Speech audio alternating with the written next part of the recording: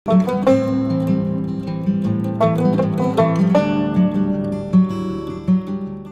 aku sedih gitu, selama pas di Bandung, orang lain lagi gimana, aku mah lagi bantuin ngurus anak kecil, dibayar 20.000 sehari, kayak gitu.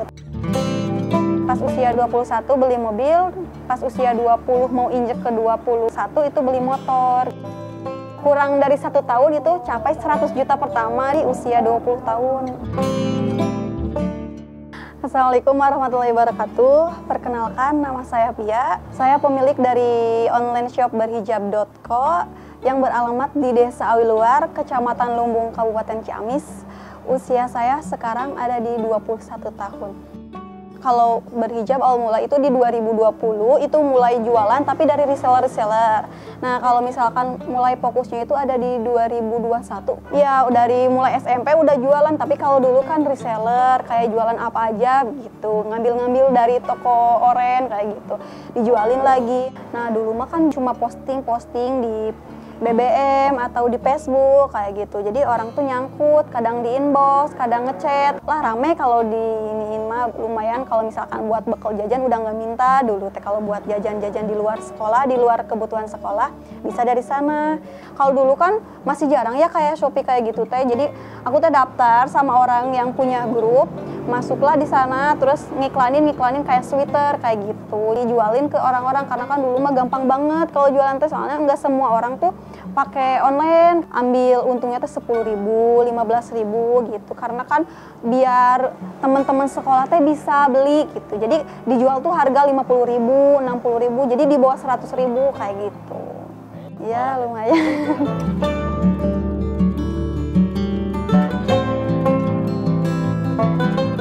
Masuk SMA itu kelas 1 masih sama kayak gitu karena masih rame. Nah, pas kelas 2, kelas 3 itu udah mulai coba-coba kayak repack masker orang lain dirubah dulu kayak gitu. Pas udah rame, marketnya dapet, jualan lah pakai brand sendiri.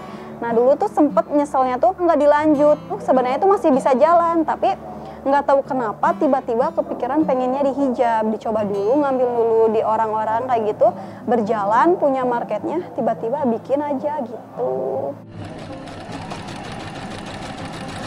Dulu kan pas keluar SMA itu disuruh sama orang tua ikut ke Bandung ya, ada saudara di Bandung. Nah, pas di Bandung itu mau cari-cari kerja, tapi bingung nanti teh kalau pendaftaran kayak gimana, nggak kepikiran pokok namanya. Tapi tetap kayak daftar, testing kayak gitu, cuma nggak pernah dapet. Pada akhirnya aku jadi pembantu, tapi maksudnya bukan pembantu yang sengaja ngelamar jadi pembantu. Tapi jadi gini, punya saudara dia itu suka ngurus anak. Nah, aku teh suka ikut, suka dikasih upah 20.000 sehari gitu. Itu selama pas di Bandung kayak gitu. Paling itu sih yang menurut aku sedih gitu. Orang lain lagi gimana, aku mah lagi bantuin ngurus anak kecil, dibayar 20.000 sehari, dibikin enjoy aja. Cuma kalau lagi dipikir-pikir, iya ya dulu mah kayak gini. Kalau pasel-paselnya mungkin banyak, cuma yang terngiang itu aja sih, sempet sampai di sana.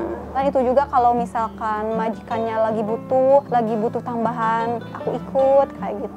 Dulu juga itu masih sambil jualan masker, cuman udah di Shopee. Jadi sambil ngurusin anak-anaknya tuh sambil cek Shopee kayak gitu. Kalau ngerasa sedih sih pasti sedih, terus bingung mau jadi apa gitu. Sedangkan apa jalan keluarnya nikah, apa gimana gitu dulu. Bingung karena oh gini ya dunia gitu. Kok enakan masih SMA, pas keluar itu parah sih. Mau nyoba-nyoba kerja cuma nggak dapet kayak gitu. Kayak udah frustasi harus gimana, bingung. Tapi nggak banyak orang yang tahu, soalnya aku pribadi juga ngerasa itu tuh bukan lagi bekerja, cuma lagi main-main aja. Cuma kan namanya ngurusin sesuatu terus dibayar, kan itu namanya pekerjaan ya. Cuman waktu itu emang nggak ngerasa lagi kerja, gitu aja sih paling. Kalau keluarga, aku bukan dari keluarga yang berada, bahkan bisa disebut keluarga biasa aja kayak gitu. Orang tua pedagang, jadi waktu itu pun waktu pengen kuliah karena nggak bisa, karena takutnya nanti setelah kuliah, kan kalau misalkan di kampung pikirnya kayak gini, kalau misalkan habis kuliah tuh nanti mau jadi apa, banyak yang nggak jadi apa-apa. Nah, dari situ tuh banyak perdebatan dulu waktu itu, sampai pada akhirnya aku berusaha ke jilbab, ke sini. Nah, ada biaya, langsung aja kuliah. Tapi waktu itu nggak ada perdebatan sih, setelah tahu biaya kuliahnya tuh dari diri sendiri kayak gitu. Pokoknya semua itu berubah ketika aku bisa membuktikan semuanya kayak gitu. Jadi takutnya udah ngabisin biaya banyak, udah jual ini itu, karena kan banyak banget kayak tetangga-tetangga yang ceritanya itu udah habisin jual apa, tapi pada akhirnya nggak jadi apa-apa, takut banget kayak gitu. Sedangkan emang pas awalnya aku nggak bisa ngejamin kalau abis kuliah itu bakal jadi apa, karena kan nggak tahu juga. Cuma waktu pengen kuliah tuh gara-gara nggak mau cepet nikah kayak gitu kan. Kalau misalkan di kampung abis sekolah teh kalau nggak apa-apa, apalagi cuma kerja, ujung-ujungnya nikah kayak gitu. Kalau awal itu dulu sempat ikut arisan dulu ya, ikut arisan, punten disebut ke Teh Laila dulu, inget banget, ikut dapat 3 juta. Nah dari 3 juta itu aku beli kain, cuma kainnya tuh kayak kain kiloan dulu. Jadi kalau dihitung-hitung itu nggak dapet untung, malah rugi gitu, karena biaya jahitnya kan belum tahu dari mana, harganya belum tahu, jadi kalau dihitung-hitung rugi. Tapi kalau keadaan barangnya bagus, cuma ya memang rugi aja. Cuman waktu itu dilanjut aja lah, nggak apa-apa, biar keluar aja dulu. Tapi lama-lama karena boncos terus, aku ambil aja dari reseller dulu kayak gitu. Nah udah rame, ada modal, beli kain dulu Roland. Terus sekarang mah jahit sendiri kayak gitu. Jahit dari sini langsung. Tapi ada yang dijahit dari sini, ada yang dari luar, beli kain ke konveksiin, terus dari konveksi ke sini kayak gitu. Karena kan kalau misalkan bikin semua jenis hijab di sini tuh repotnya dari karyawan, harus banyak gaji karyawan kan ya. Dari mesin kan beda-beda. Sedangkan kan kalau misalkan nyuruh konveksi langsung terima jadi dari konveksi kan enak gitu. Jadi kita bayar yang kita butuhin aja, waktunya juga nggak selalu harus ada gitu. Cuma pas ketika kita butuh aja. Kalau jahit di sini ada di belakang. Itu kalau misalkan di sini tuh jahit tepi sama label kayak gitu. Kalau misalkan dari mulai cutting ya, cutting ambil di luar juga. Cuma kalau misal konveksi dari satu konveksi bisa menerima berbagai jenis produk. Ya kuliah mau ke semester 5, soalnya berhenti dulu 1 tahun. Dari orang tua nggak dikasih fasilitas buat kuliah, terkecuali hasil diri sendiri kayak gitu. Sebelumnya emang nggak ada rencana buat kuliah, karena emang dari sebelumnya kan ada masalah dari biaya. Terus pas mengalir aku punya usaha ini, ada biaya buat kuliah lah. Dulu pengen kuliah banget ya, itu pas di Bandung tuh lagi ngejar SNMPTN, SBM, ujian-ujian, cuma nggak keterima kayak gitu. Dulu mah nggak sempat kepikiran bakal kayak gini, pikirannya teh cuma kuliah, kerja, nikah, udah nggak punya cita-cita apa lagi. Emang dulu tuh sempat ya masuk universitas yang sekarang, cuma nggak dapet izin karena kan online ya, nggak offline. Jadi berpikirnya teh kuliah kayak gimana sih gitu. Jadi enggak dulu, waktu itu teh ditahan dulu. Kalau udah gini mah cita-citanya makin banyak jadi pengen ini, pengen itu. Tapi memang kan kalau manusia mah nggak akan puas ya sama apa-apa, pasti pengen aja gitu. Cuma kita cukup bersyukur aja gitu, nikmati apa yang ada. Kalau masih bisa diusahakan boleh diusahain, cuman nggak boleh terlalu berlebihan aja, biar kalau misalkan gagal nggak terlalu kecewa gitu sih. Kalau dulu memang soal usaha aku terlalu excited ya, jadi terlalu semangat, nggak mikirin apa-apa. Tapi ketika dipikir ulang, apa sih yang dikejar gitu. Lebih dari 10 warna tuh, yang ini yang aku pegang warnanya warna. Kalau pemasaran dari dulu online, cuma kalau misalkan toko itu buat orang supaya tahu kalau misalkan toko online itu ada tempatnya di sini. Di online sih untuk fokusnya lebih fokus di online, dan sekarang itu lagi berproses gimana caranya di online itu biar bisa naik ya, karena mungkin berawal dari hobi keterusan ada hasilnya menguntungkan jadi dilanjut ya. Intinya mah bersyukur ya, soalnya kan masih banyak orang yang cari pekerjaan, jadi ada di titik sekarang teh harus dimanfaatin baik-baik kayak gitu. Kalau belajar dagang enggak sih, enggak karena bapak pedagang, bukan. Karena cara belajarnya itu kan beda banget ya. Ini kan aku lebih di online shop, jadi belajar sedikit-sedikit, perlahan-perlahan. Jadi setiap hari itu setiap ada masalah, itu tuh pelajaran buat aku kayak gitu. Jadi kalau misalkan ada mentoring apa, nah aku suka berusaha ikutan kayak gitu. Jadi kalau misalkan buat ilmunya aku nggak punya, cuma seiring berjalan waktu sambil belajar kayak gitu. Otodidak. Jadi kalau misalkan mau ditipu orang oke gampang gitu. Kalau kena tipu pas jualan enggak, cuma kalau misalkan gagal pas usaha itu pernah dulu. Tapi kegagalannya bukan dari orang lain, dari diri sendiri karena salah meriset produk. Jadi waktu dulu pas beli produk. Nah waktu itu habis sekitar 10 juta, nggak tahu sampai 15 juta, itu tuh nggak jadi apa-apa, soalnya dari bahan sama tekstur itu beda, jadi nggak bisa diperjualbelikan kayak gitu. Jadi udah aja numpuk. Itu sih paling yang gedenya mah yang keinget dari kegagalan produk. Makanya dari situ aku kalau misalkan mau belanja bahan buat produk baru itu suka dicek dulu, takut hal yang sama itu keulang kayak gitu. Tapi dari adanya kejadian yang udah teh jadi makin belajar. Sebelum itu harus di riset dulu, harus dicek apa dulu biar enggak terjadi hal yang sama kayak gitu. Kalau dulu selain hobi dari jualan juga, dulu kan punya pacar. Karena enggak kuliah juga waktu itu, takutnya cepet-cepet nikah. Jadi aku tuh insecure karena dia itu dalam keadaan keluarga yang berada. Takut jadi gimana gitu, sedangkan background keluarga itu orang biasa, bahkan pedagang kayak gitu. Mungkin sih kalau misalkan nasib sama jodohnya, nggak mungkin dilihat dari sana ya. Cuma karena aku takut meminimalisir hal itu, jadi gimana caranya harus bisa punya kerjaan yang gak malu-maluin kayak gitu. Cuma dulu sebelum hijab itu pernah punya produksi makanan namanya itu The Chips. Nah itu bareng-bareng sama pacar, cuman nggak berjalan lama, udah beres pas mau membuktiin gitu. Tapi pada akhirnya sama pacar yang itu teh udahan kayak gitu. Sampai akhirnya aku teh bukain yang hijab, aku buktiin aja lah sendiri. Tapi sekarang alhamdulillah berhasil. Jadi kalau di sini tuh ada yang jahit 1 orang, terus yang jaga toko 1 orang. Itu yang jaga toko kadang lab juga, bantuin packing kayak gitu. Karena kalau aku pribadi juga masih terjun, kadang lab juga gitu.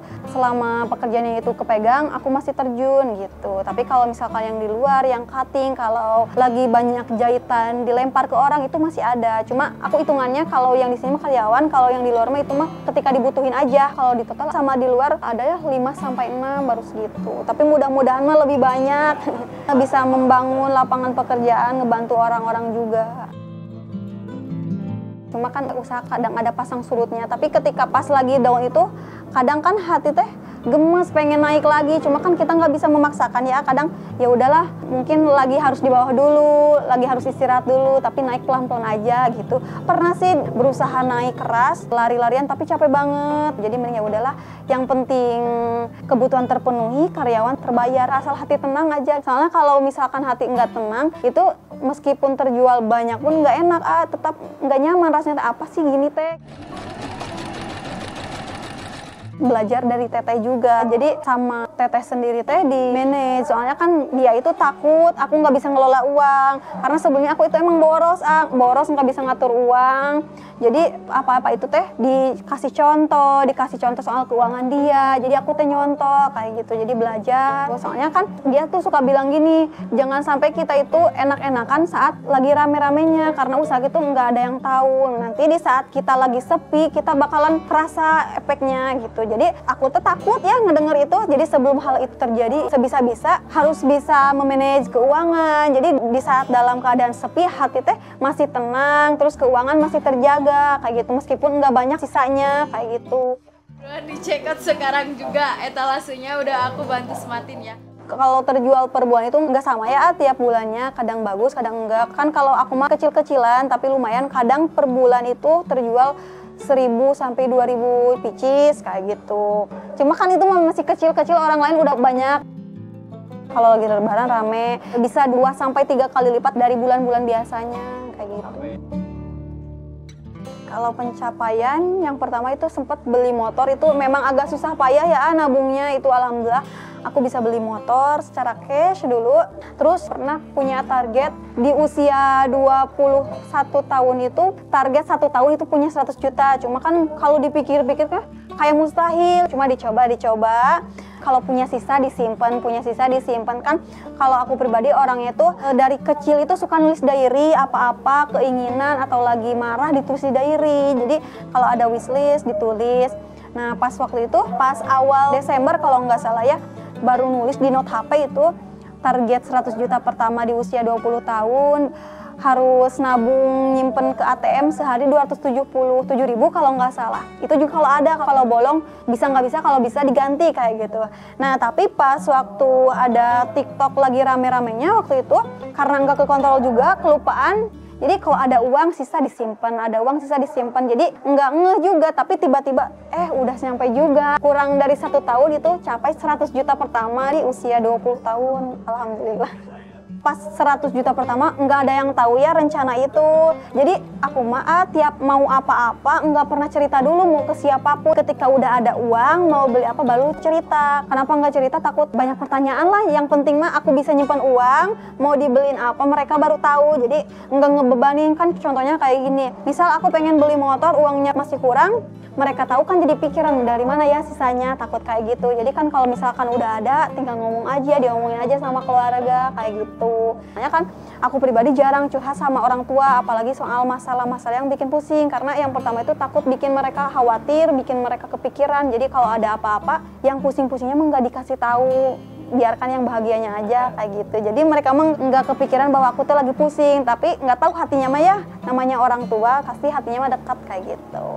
Tapi kalau yang waktu 100 juta itu emang agak bingung mau dikemanain, mau diapain.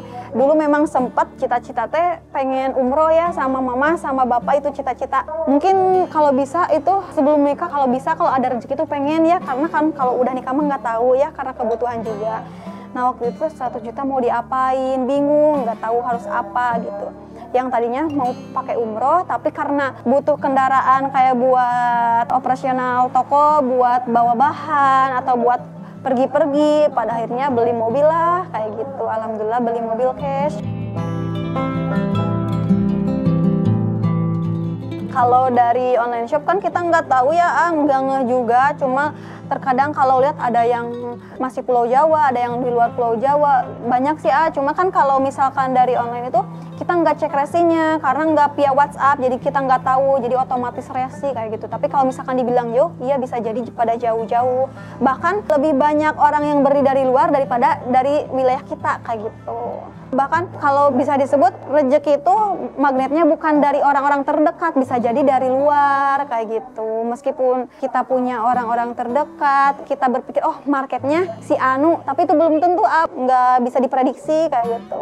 Memang dulu pas awalnya jualan hijab teh target aku teh si Anu, tapi setelah dipikir meskipun dia targetnya belum tentu kan dia beli setiap hari, tapi ketika dipraktekin, ketika berjalan ternyata magnet rezeki itu bukan dari orang terdekat, bisa jadi dari orang-orang yang nggak kita kenal kayak gitu. Kalau untuk jualan online sekarang itu, kalau misalkan di TikTok mungkin harus FYP, itu yang paling benar-benar worth it itu FYP karena organik juga. Tapi untuk sekarang karena TikTok udah ramai juga, FYP agak sulit, terus banyak juga problemnya, dan algoritma TikTok itu agak berubah-berubah. Nah kalau misalkan Shopee, kalau aku cek ya dari awal sampai sekarang itu Shopee itu masih stabil, cuma kuncinya harus ada orang yang nyantol dulu gitu. Kalau misalkan Shopee udah ada, insya Allah berjalan kayak gitu.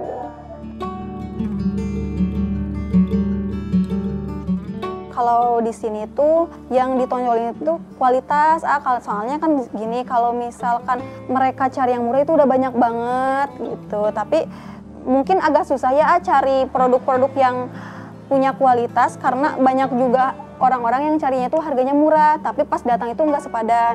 Tetapi ketika orang mungkin check out, coba-coba, terus kepakai ya si bahannya, itu bakal repeat order lagi. Jadi aku mending ningkatin kualitas aja, soalnya kalau misalkan ningkatin quantity kan cara kita belanja kayaknya juga udah harus banyak, ngaruh juga ke sana. Sedangkan kalau misalkan kita dicobainnya quantity, sedangkan nanti barangnya numpuk di sini kan nggak kejual juga nantinya gitu. Jadi tetap sih harus punya pasarnya dulu.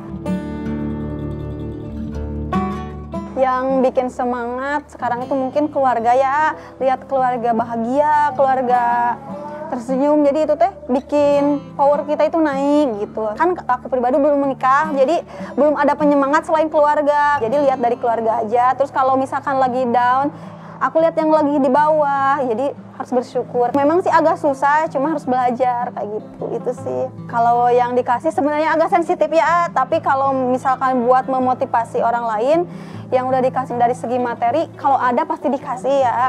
Terus terakhir itu bikin rumah mama, sebenarnya itu masih uang mama, cuma aku bantu-bantu kayak gitu. Cuma kan lumayan ya biaya buat rumah, tapi alhamdulillahnya waktu itu pembangunan 2022, usaha lagi lancar-lancarnya jadi bet-bet aja, nggak mikirin apa-apa, ya udah biar cepet jadi, biar nggak ini kan rumahnya dulu emang jelek gitu. Rumahnya tuh kalau ada gempa teh bisa jadi rubuh gitu karena bangunannya lama. Iya, cuma yang bantu-bantu kan bukan aku aja, dari kakak gitu kan, 3 bersaudara yang udah nikah satu lagi adek. Jadi kita berdua lah saling gitu, saling support aja gitu. Karena kalau misalkan nggak dari kita, dari siapa lagi gitu. Sedangkan kan orang tua kan udah tua juga gitu, usaha udah nggak seberapa, adek kelas 6 SD. Ya alhamdulillah bisa bantu-bantu sedikit.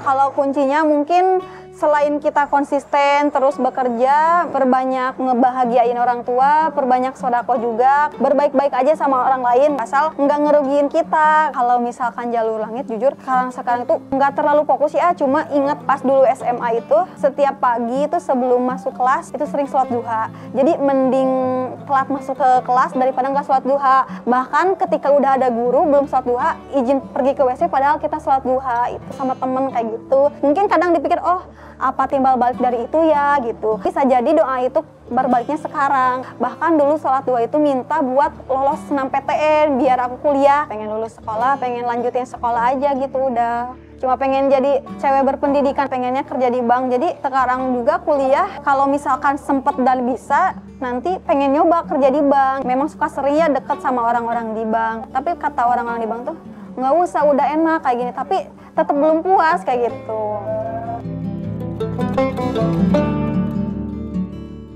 Kalau untuk prinsip, nggak terlalu mengejar apa yang belum tentu ada. Jadi mengingatnya kayak gini, kalaupun itu hak atau takdir kita, itu bakalan sampai, walaupun itu bukan hanya kebahagiaan. Jadi cukup berjalan aja, berusaha aja. Insya Allah kalau misalkan udah nasib, udah rezeki, itu nggak akan kemana. Kalau harapan buat berhijab, mudah-mudahannya makin laris, makin meningkat juga, makin popularitasnya makin bagus ya, berkah juga, yang keluar rezekinya juga mudah-mudahan makin banyak orang yang bisa dibantu lewat sini. Kalau buat yang baru mulai usaha, dicoba aja dulu, tapi jangan lupa lihat dulu targetnya, jangan tiba-tiba mencoba, udah keluar uang kan nggak ada yang tahu ya nantinya, karena sekarang banyak banget cara buat jualan, banyak banget cara buat usaha.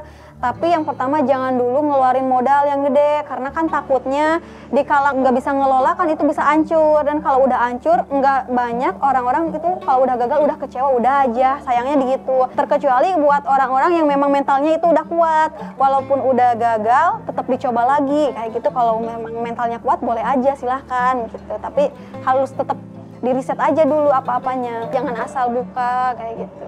Halo, aku Pia, pemilik dari Berhijabko. Terima kasih buat yang mendengarkan sedikit cerita. Buat kalian yang mau memulai usaha apapun itu, semoga dipermudah, semoga diperlancar. Assalamualaikum warahmatullahi wabarakatuh.